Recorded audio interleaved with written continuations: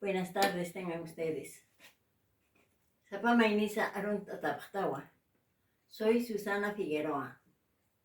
Volvemos a Aymara Fácil para todos. Kutjatañani, Aymar Aru Casa y Atepaña. Lección 72. Números. Chino Naka. Números. Chino Naka. Números. Maya 1. En esto hay que apocopar. En castellano se dice apócope. Vamos a perder la sílaba ya.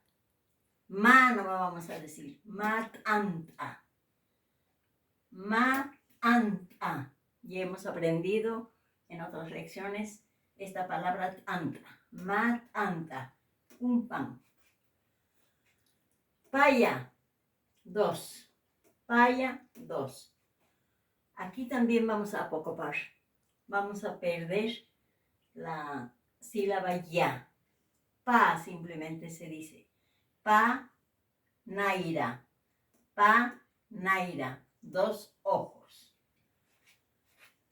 Kimsa, 3. Kimsa, 3. Kimsa, warmi. Aquí ya no apocopamos. Kimsa, warmi. Kimsa, warmi. 3 mujeres. Pusi, 4. Pusi, 4. Pusi, ano. Pusi, ano. 4 perros. Pesca. Pesca. No se olviden la pronunciación expirada de pesca. Pesca.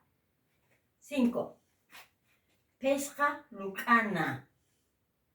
Pesca lucana. Pesca lucana. 5 dedos, que pueden ser de los pies o de las manos. Muchas gracias. Buenas tardes.